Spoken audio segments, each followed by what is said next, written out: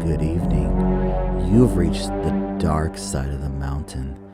Welcome to South Side Paranormal with your host, DJ Nemo, bringing you top tier investigations. We look at things through history, through time. We look at mysterious hauntings, mysterious creatures, and things that go bump in the night. So strap yourselves in, open up your minds, and question everything.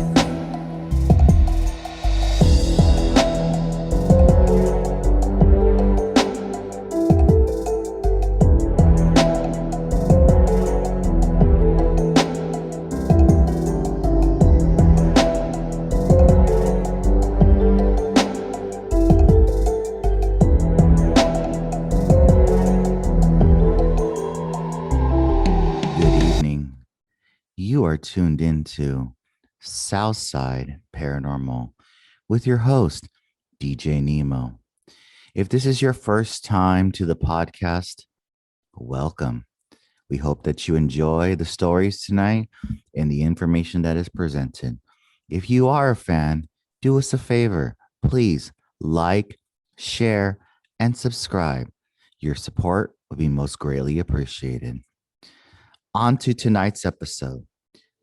Episode 5, La Llorona. Now, this is actually the start of a 3-part series on what we are working on, upcoming episodes about Mexican folklore. I was trying to condense it down into one episode of the podcast, but unfortunately, there's so much vast lore and history on Mexico that it's too much to fit into one specific podcast without it being like 5 hours long. So we decided to break it up into at least 3 parts. That is the goal. We're also going to be preparing the next coming weeks to do a potluck.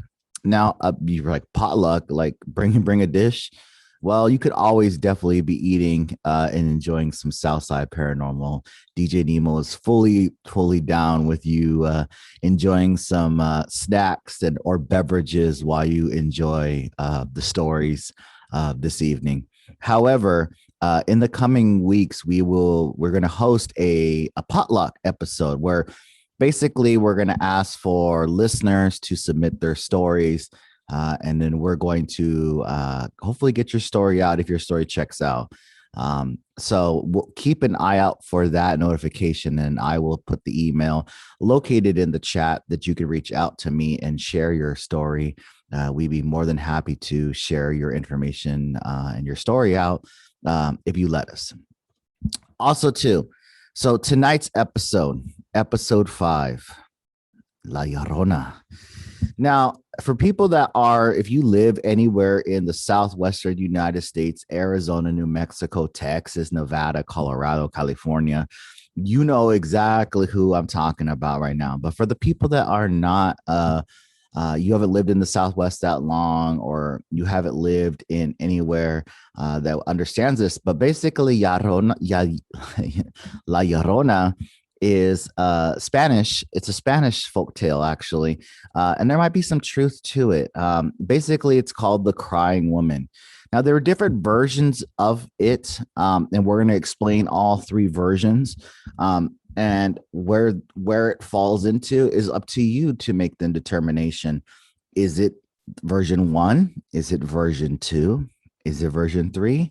Is it version 4? Or is it some version that I wasn't able to track down and explain? But from my research, it basically narrows down to about 4 different theories and versions of what La Llorona is. Now, for our non-Spanish speakers listening to the podcast, La Llorona means like the crying woman. Okay, the crying woman. And I'm going to give you a little bit of background first, and then I'll share you my family's personal encounters with La Llorona from my mom's side, because we said before I am Mexican on my mom's side, and so we have a lot of stories that we can share out from her side of the family. And like I said, my family is just one snapshot. I know many of my listeners are like, oh, my uncle says he saw it, or you know what, my dad encountered it when he was in Mexico and he was a young boy. There's so many stories of this out there that leads me to believe this is not just a single phenomena. I think this is a phenomena that is predominantly mostly the Southwest. So pretty much all the former states that were part of Mexico before they were turned over in the Gadsden Purchase to the United States, and also to ancestry too. And we're going to talk about that because I think that could be a factor of it, of people of Mexican descent. There is a connection to one of the theories on what this entity might be. But basically, let's get to the basics of that most different versions tend to agree with. So the versions that we've seen, a lot of people will name an unnamed Mexican woman named Maria. Okay. And the first version that we have tonight is probably the most version that most people understand and know. Okay. So before she was the Llorona, the crying woman, Maria was born to like a peasant family. Okay. She was born poor in a humble village, but she was so beautiful. Her beauty would just transcended. Like she was so gorgeous. People couldn't even imagine, you know, and her beauty captured attention from all sides, particularly rich and poor men of this area of Mexico. And unfortunately, it's said that she had to spend her days in her humble peasant surroundings. But in the evenings, she would put on her best white gown, you know, fix her hair, you know, do a little bit of things with her makeup, and then go out into the party scene. Okay. So she was basically going out into the party scene. And she would just get all this attention from all the men at the parties, rich men, poor men, all sorts of different people out there to say, who is this beautiful woman? She's so mysterious. And she just soaked that attention up. Okay. And so much so that like the parties would be like, oh, the party's not starting until Maria shows up. And so she would show up and, you know, she just loved that attention. And she would just be like, oh, you know, thank you. And just enjoying that attention from all these men admiring her beauty. But here's the problem, though. Okay. Maria actually had 2 sons, and which made it very difficult for her to spend the evenings out. Like she was, you know, you have to take care of your kid. You can't just be leaving your kid at the house. Okay. And so she would just leave them at the house and she'd be out there partying with all these guys. Right. And eventually she realized it become a burden. And one of the guys had said, you know, I want to run away with you. I want you to be with me, but you know, you got these kids and you know, it's kind of like a hindrance to us being together. And so in a act of desperation, in order to be with this suitor, this man that wanted to be with her, she decided to kill her children. She drowned them. Okay. She took them to the river and drowned them. And some people say, like, there's different theories on it. Some people say that, you know, she had drowned them, or, you know, she like neglected them, like took them out swimming and then they couldn't really swim, or just threw them in the river. And they wanted to be there, you know, with her, and they didn't know that she was going to do that kind of thing. So anyways, so she does it, right? And then she goes out and parties like that night. And the people from the village find out, and they were like, well, we can't be with you. You're like a murderer. And she couldn't take it. She couldn't take that all her beauty and her attention had gone out the window. That, you know, now she's labeled as a murderer. It doesn't matter how beautiful and attractive you are. You're not going to be with someone that's a murderer, especially a person that murdered their own kids. And so she couldn't take it. And so she ends up committing suicide because she couldn't take the guilt. And so the story is that when she died, you know, they were like, we can't let you into heaven. We can't, you know, you can't go, you know, you can't go into heaven. You can't go to hell. You're stuck in like a purgatory. And so her spirit is stuck wandering these water areas, looking for her 2 sons child that she drowned. And she can't find peace in her life until she rectifies this wrong that she did. Okay, so that's the most version that most people different agree with. Now, there's some variants of, you know, of that story, but that's the universal, most popular version that people know of. Okay. So now what's interesting is that, that she has to bear this punishment, but it's also connected to water. And this is why this folklore is very important in Mexican cultures, because a lot of settlements in the Southwest, Mexico, Arizona, New Mexico, Texas, Colorado, Nevada, California, a lot of early Hispanic settlements in these states are along rivers. Think about it, right? If we broadcast out of Phoenix, the Salt River and the Verde River, like Salt River and the Gila River, run right through Phoenix. We continue on. You go to the Rio Grande in Texas. You have the Colorado River running through part of Arizona, part of Colorado, New Mexico. There's all these different rivers that run through all these different states, and a lot of early Hispanic settlements, that towns that were predominantly Hispanic, they have this mentality of like, you don't go by the river at night. And it's like a folklore that even, I'm sure many of my listeners, you grow up, your parents have told you this, maybe relatives have told you this, that you don't go out at night because the Llorona will get you, that the spirit woman will take you because she thinks that you're her kids, and so she can finally find peace in her life. And this is why, like, they even say, like, don't go play at night. Like, I remember as a child, like, don't go about the river at night. Like, no, because the Llorona gets you. And so like that's instilled in us as Hispanics that hey, that this theory might be out there. Now, that's the most universal theory. And people are like, oh, yeah, well, so I've heard it a little different. And again, there are different versions of the story, but they all kind of have this similar thread of a woman that had drowned her children in a river in order to live this lifestyle. And then as punishment, her spirit is sent to wander the earth looking for this. Now, that's version 1. Let's look at version 2. Version 2 of the Llorona story. Same lady, Maria. Okay. And we don't even know where this Maria came from. I don't know. It's just typical, like, girl name from the 1600s. I don't know, possibly. But another version, this is version 2 theory of the Llorona story, that she actually was, unlike the first girl where she was a party girl and she was out at the fiestas, the party scene all night, and she couldn't go there all the time because of her kids. Theory 2 is actually she was a caring woman, okay, full of love and life, who actually married a wealthy man. And this wealthy gentleman in Mexico lavished her with gifts and attention. And like, she loved it. And they had 2 sons. Okay. But unfortunately, he couldn't, like, he got caught up in stuff. The husband did. Okay. And he began to change as their marriage continued. And he kind of went back to like his old bachelor days. Like, he had like a midlife crisis, essentially.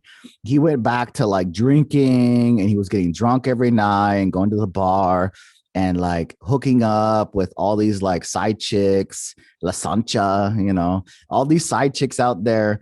And he would like take off with these women and party, and he would like leave Maria stuck at the house for months and months on time. And eventually he starts to realize that he didn't even care for her. Like, he was talking about like leaving Maria and her 2 kids. Like, you know what? I found this other woman, and she's like, even I'm richer than you, and I'm going to marry her and start a new life, a second wife. Okay. And when he did come back, like, to visit the kids, he only came to visit the 2 boys. He did not even want to see the ex-wife Maria. He didn't want to see her at all. But the thing is that the thing that sent her over the edge in the second version of the story is that one evening, while she was like walking with her 2 boys kind of near the river, she sees her husband come by on horses in a carriage, and he's with this new beautiful woman. And he stops actually and speaks to the children and says, hey, what are you doing? Don't play too close to the river. But he completely ignores Maria. And he continues to drive down the road without even looking back. And at that point, she just loses it. She's in a terrible rage, and she turns against her children, and she sees them like how could she's been ignored. Now her husband has left her for another woman. He only sees the kids, and she just couldn't take it. And so she takes them and drowns them in the river. And as they disappear, she starts to realize, oh no, what have I done? What have I done? And she tries to go into the river to try to like save them, but it's already too late. Okay. And so she runs down the street, and people in the village report her seeing just like inconsolable, screaming and wailing and crying. And that's where that whole, the crying woman, these crying noises come from. So that's version 3, is that she actually was not the bad person. It was the husband that was the bad person, that he was the one, cheating on her. He was the one like having another woman, and he didn't even care about her anymore. And she couldn't take it. And in a fit of rage, she threw the kids in the river. They drown. And then she goes back and tries to save them, but it's already too late. And again, it goes back, and then the story is very similar where, she eventually dies and they won't let her in. She's stuck in a purgatory. They won't let her in heaven or hell because you know what? You have to find the souls of your children. That's your punishment, basically, to wander the earth forever until you find them.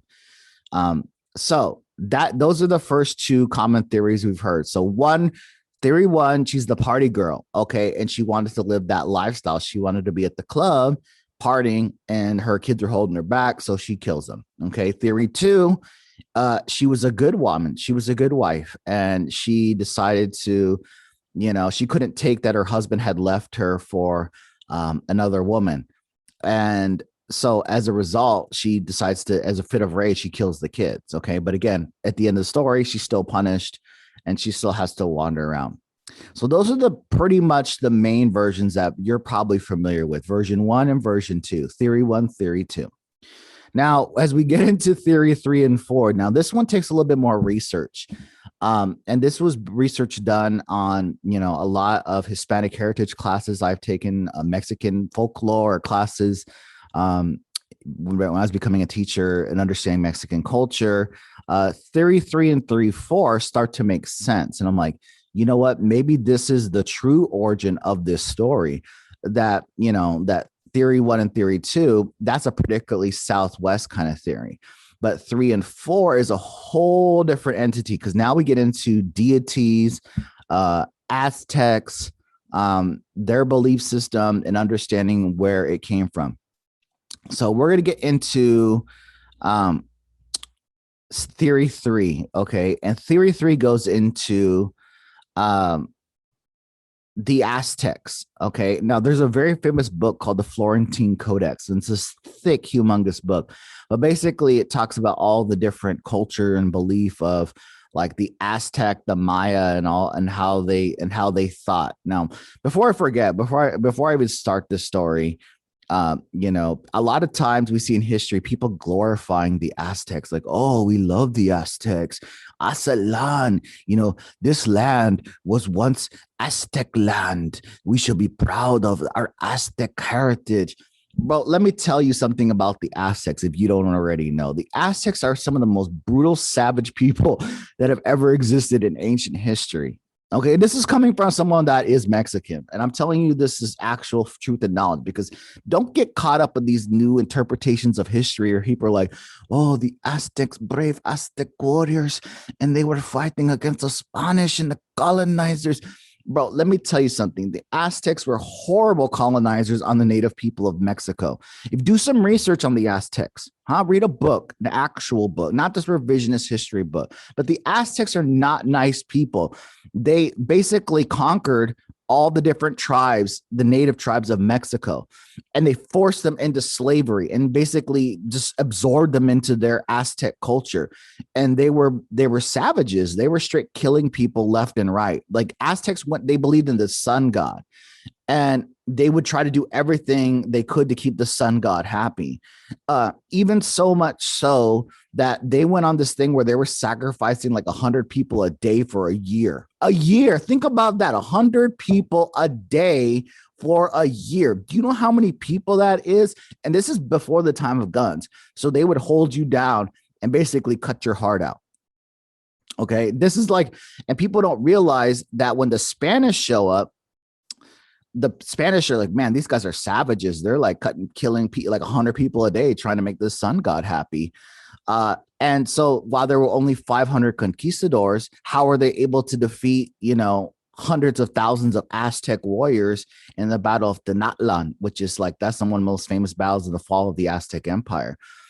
But basically, all the surrounding tribes of Mexico, go look at the history of this. The surrounding tribes of Mexico, the Tabascans, the Texicans, all these different tribes that are surrounding Mexico, Michoacan, all these different places, they're surrounding Mexico. When the Spanish show up, they were like, I don't know how bad it's going to be under you, but it can't be any worse than what the Aztecs are doing. So when they fight against the Aztecs for control, they see these gilded men, the conquistadors. They realize, hey, you know what? These guys might be bad, but they're not killing 100 people a day. They're not sacrificing it to like the sun god every day to try to make the sun come up. 100 people a day. So let's team up with them. It can't be any worse than this. So when the fall of Tenochtitlan, so when the Spanish fight against the conquistadors fight against the Aztecs to defeat them, it's not just these 500 guys taking on 100,000 Aztecs. It's all these surrounding thousands and tens and thousands of other tribes that have been oppressed by the Aztecs that rose up and defeated them. And so the present people of Mexico are descendants of the Spanish and the conquered Aztecs, their nation there. Okay, so when they all intermixed, and this will lead us to theory 3 and 4 of how the connection is with the Spanish and this curse of this Aztecs. So a little background on the Aztecs if you're not familiar, but that's the truth. You can go look that up, Google that up. You don't believe me. The Aztecs were absolute savages. And the fact that people are trying to spin it in today's modern times of like, oh, they were so great. And oh my gosh, the Aztec warriors. And they had this beautiful language and numbers. Yeah, they did all that, but they were killing 100 people a day, cutting people's hearts out while you were still alive to try to make the 100. Think about that, how much blood that is, right? I mean, I get a bloody nose, looks like I murdered someone, like let alone 100 people getting their hearts cut out. That's crazy for a year. So version 3 of the Llorona story. Let's get back focused here on the Llorona story. So this deals with, I can't even pronounce her Aztec name. Okay. But basically it's translated into English as the Jade Skirtis. And she was a goddess, an Aztec goddess of the water. She's actually the older sister of the Aztec rain god Tlaloc. Now, basically, people were fearful of the jade skirt, okay, of her, because she would cause terror, and they didn't understand how like wind and thunder and all that sort of thing worked. They said, oh no, the rain god, and then the rain god would team up with his sister, the jade skirt goddess, and they would drown people and overturn the boats. And if you're not familiar with how things work with the Aztecs, I mean, Lake Texcoco in Mexico is a lake, humongous lake, and the Aztecs actually built all those little canals. If you actually look at the history of the Aztecs, so they were very fearful of like boats getting turned over and capsized and all sort of thing like that. But basically, in order to keep her brother happy, the rain god Tlaloc and the jade skirt goddess, they involved sacrificing children. Okay. And the Aztecs would bring basically children, and the children be screaming because the children are going to get sacrificed. So their heart's going to get cut out, throat's going to get cut. To the Aztec priest, to make this rain god and Tlaloc and her sister, the jade skirt, make them happy. And the more and more they cried, the Aztecs believed the more they cried and suffered, their sacrifice would be approved. And this is where we get to version 3 is that people say that the Llorona is an offshoot of the jade skirt goddess, the sister of the rain god Tlaloc. And that's why she's out there looking for children. And she's always, and we say that Hispanics always see her because they would be the descendants of the Aztecs, because the Aztecs are no more. They've been defeated. So, but all Hispanics can trace their lineage back. Unless you're a native Mexican, like you're like from the Chiapas region of Mexico, where you're like a native, your family did not intermix with the Spanish that was there. And there's different tribes in Mexico. I'm just using Chiapas as a specific example, but there are tons of tribes in Mexico that never mix with the Spanish. They don't even speak Spanish. Like they speak Spanish just on the regular, but they speak their native Indian language, which is completely different. So the theory 3 is that it's this goddess, this Aztec goddess that's going around and seeking the payment of children for her brother. Okay. And remember I said before, like, that's why the Hispanic parents are like, oh, get away from her, because she'll take you. And some people think that it's not a spirit. It's actually a goddess. And it's the just jade skirt goddess. And she's the one that like was looking for payment, and that she was been fed so many souls with the Aztecs, but the Aztecs are defeated. So where's she going to get that sacrifice? And that's why she's constantly harassing all people of Mexican descent, looking for those children sacrifices that keep her happy. So that's version 3. Okay.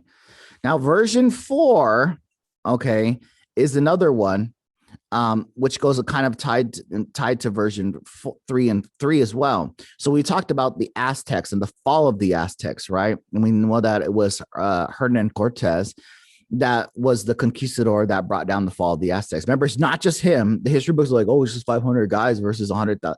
No, because all the native tribes there in Mexico, the Tabascans, Michoacan, the Texicans, like all of them, they're the ones that like teamed up with the Spanish. Like, hey, I don't know how bad it's going to get under colonialism, but it can't be any worse than killing our kids and sacrificing them to, this jade skirt god, having our friends and relatives killed daily, 100 people a day to try to make the sun god happy.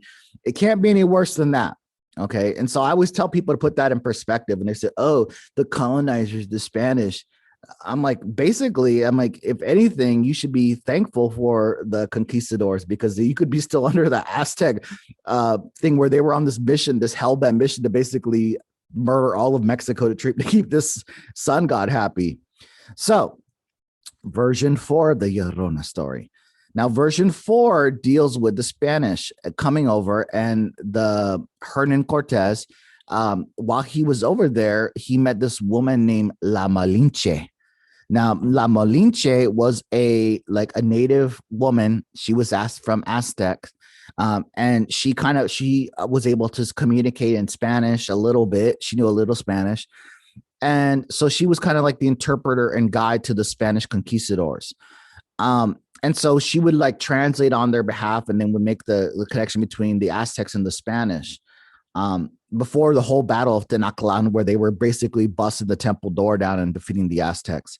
But La Malinche, her and Cortez, the conquistador, have an affair. Like they have a kid. Okay. And he ends up they have birth to this kid.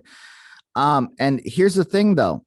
But as Cortez starts to take over all of Mexico, the Aztecs turn on La Malinche, and they were like, how dare you have a kid with the conquistadors? How dare you, your kid is tainted. Like, you're not Aztec, you're not Spanish. And the Spanish didn't want her, like, oh, you're not with us. Like, you're Aztec, you're not Spanish. And so she was kind of left down alone, that she had this kid with Cortez. And basically she was disowned by the Aztecs, who didn't want nothing to do with her because she was basically having a kid with the enemy. The other half basically saying, hey, we don't want to deal with you because of, you're with Spanish and you're Aztec. We don't want you in our circle. So she ends up killing her kid. And basically she gets kicked out of her people, and her punishment is that she has to go around, and this is where we get the Llorona. because when the Aztecs finally get destroyed, she's crying in the streets. So when the Aztecs are just getting slaughtered by the native tribes and the Spanish, and she was crying. And they said that her tears and her pain and her suffering is what caused the Llorona to exist. And therefore, it's only Hispanics that can see this curse, because she places a curse on all the Spanish ancestry. So her kids, and then their fourth generation of all the conquistadors' children, which would be the present population of Mexico. And this led some credence to this last bit of the story. And this is how we'll finish tonight. This is a story that was shared to me by cousins in Texas. But basically, what had happened is they used to go rafting down the river for fun. And this is when, they were younger, and they would go rafting down these rivers. And they would hear this crying woman. They think, oh my gosh, the Llorona. And now if you're Mexican, like, immediately, if someone says Llorona and you hear crying in a woman, it's her.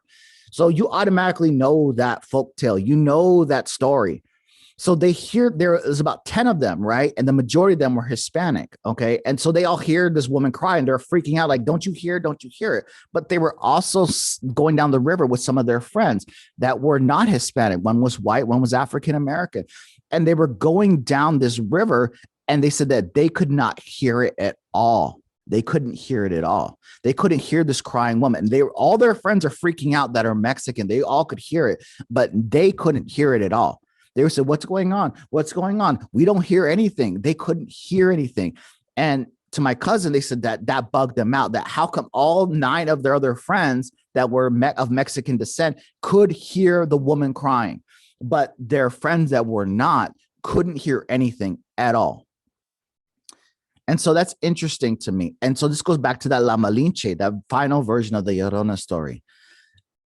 Did she put a curse on the Mexican people? And this is why, if you have Mexican blood or Hispanic blood flowing through your veins in whatever capacity, that you can hear the story, you can hear the pain and suffering brought by Malinche, the curse that she put on all the descendants of Cortez as they slaughtered all the people there at Tenochtitlan. I don't know. It's possible, but how come my question to you is for you thinking, how come isn't that mostly Mexican people can hear this? They can hear this curse. They can hear it. They can hear La Llorona. How come those other people, their friends, could not? That's way too many people at one sighting that heard crying at the riverbank. But how come their other friends couldn't? Maybe there is some credence to version 3 and version 4. So with that being said, thank you for joining us. Be safe, be well, and we'll see you on the dark side of the mountain.